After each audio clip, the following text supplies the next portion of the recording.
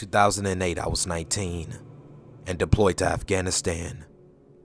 I was at a small post in the southern area of the country. It was very mountainous and not very populated. We had men who weren't in uniform coming in and out several times a week, never staying for more than 2 days.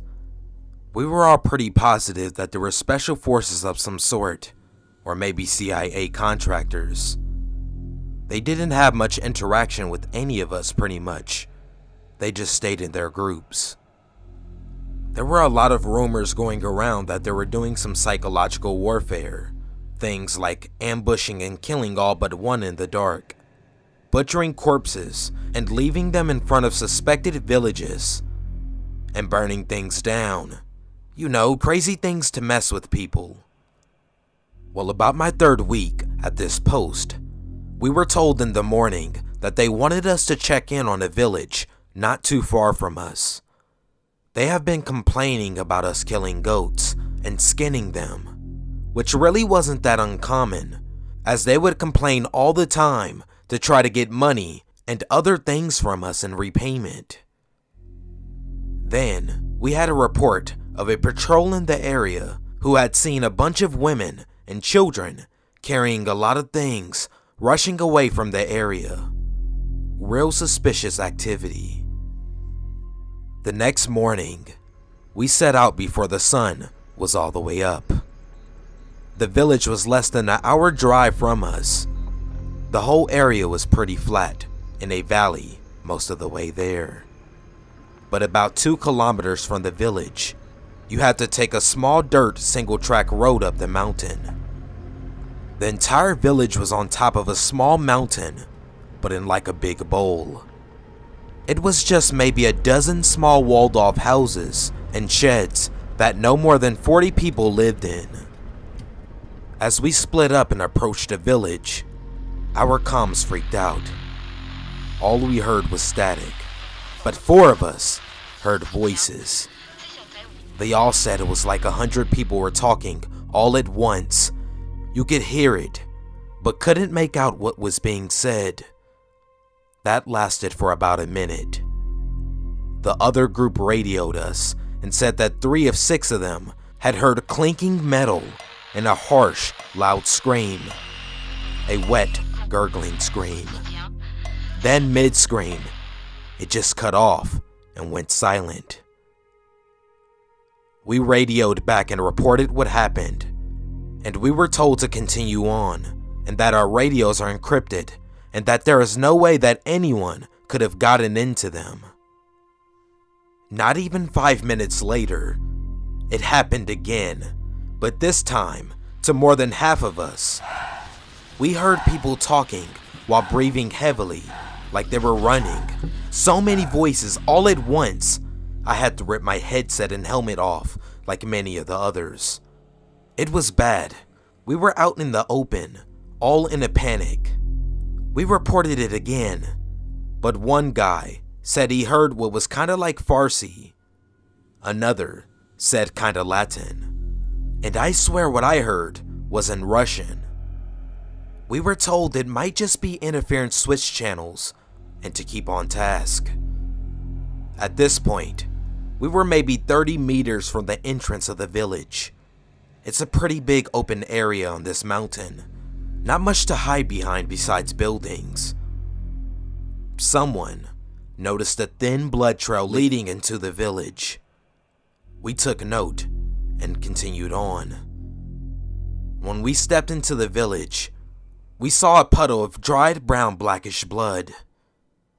Before we could even register what we saw, 3 military-aged men stepped out and opened fire at us. We all dove for cover. I ran behind this 1 to 1.5 meter high wall surrounding a small building. As soon as I dropped to my ass, a man stepped out of the building and shot at me. I panicked. This was my first time being shot at. I shot at him at least 8 times, 2 of which smacked him in the chest.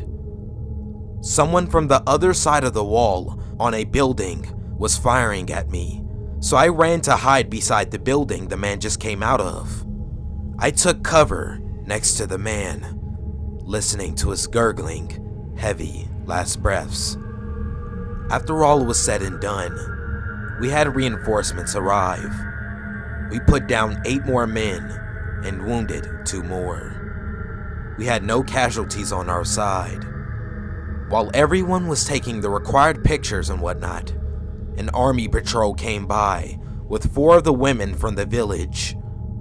They said they found them hiding in a nearby town, begging for help. They had to pretty much carry the women back as they refused to return. We split the women up and began to question them. They admitted the men were gathering and getting things together to attack a patrol, as someone had promised them a great reward. But they were crying, all terrified to be back. Our interpreter asked what has them so shaken. Is it because of the fight? They said, the morning before, as the sun was coming up, they saw what looked like a bloody man walking up. Some of the women tried to go help him, but they would stop and scream. As the man walked closer, he was naked from head to toe, no hair, no skin. Each step looked like his knees would buckle and collapse. He had no eyes and no muscle around his jaw. His head just swung around loose, like nothing ridged to hold it up as he walked. They said he was slow and jerky. They could hear him breathing. It was wet and heavy, like he was drowning. The men, hearing the women scream and run, grabbed some weapons. Some were muskets, some were tools. As he walked closer, they saw his belly was slit and things were just swinging from his gut. The men began to fire at him. The thing didn't notice, didn't even stop, didn't flinch, and chunks of him were ripped off.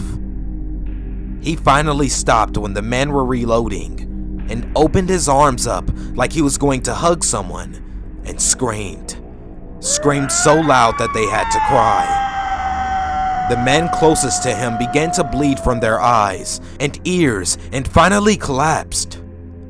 The next thing they knew, he was gone, just vanished into the light red mist. The men who fell were gone too. Not a trace, no footsteps or anything, just a trail of blood into the village. We all kind of looked at each other, like that's bullshit, no way. We kind of ignored it and continued on, with documenting and cleaning up. After several hours we were leaving. I was in front of 6 other men. We were all talking about the radio thing, when one of us just stopped and yelled for us to drop. We all listened and spread out, dropping low. We were in a wide open area, and there was nothing to really hide behind. But there, in the middle of the dirt track, was a horse with its legs cut off, flush at the joints, with its head twisted upside down. Something was sticking out of its belly, and it had something carved into its skin. We thought it was an IED, so we went through the standard processes and cleared the area. When we were sure all was well, we finally approached it. It had a 1-meter long shard of broken mirror stuck in its side, Arabic letters carved into it. The half of the horse facing away from us was skinned, so cleanly that there wasn't a drop of blood or a cut into the meat. We asked our interpreter what the Arabic word said. He said it isn't Arabic, but kinda like Farsi, but not at the same time. He said he thought it said, "Look, look, don't look." We were all freaked out. We went back and reported everything. Our commanding officer listened to the entire story, and after a long silence that felt like half an hour, he said, "It was nothing, exhaustion and strength from your first engagement. Be careful who you tell. People will be begging to question your mental fitness. Later, when some of us went into the shower, there was yelling. The guys who were out there with us said that they saw that their faces had no skin in the mirror. We calmed them down and moved them out so that we could shower. I was the first one done and went to shave when I saw a red, skinless person in the corner of the mirror. That was 11 years ago yesterday. I still sometimes see him in the mirror. Hell, in my bathroom I don't have a mirror at all. I go to a barber once a week to shave me.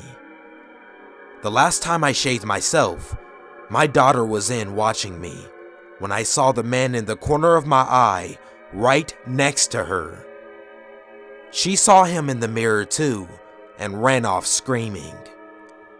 What makes this all crazy is in that deployment, 3 of us from that day were killed in an IED. 2 were critically injured in another. Our interpreter was killed with his family in his home. 4 killed themselves within 3 years of returning home. That's 8 dead and 2 injured, just like the villagers. I've only told maybe a dozen people about this. Only 1 or 2 believed me. I can't find anything like this anywhere in the world. I know the area had a lot of history, like the Russians had a base where we had ours in the 80s. Some say Alexander the Great marched his army in that valley too. I don't know what to think of it, but I need to know more about it.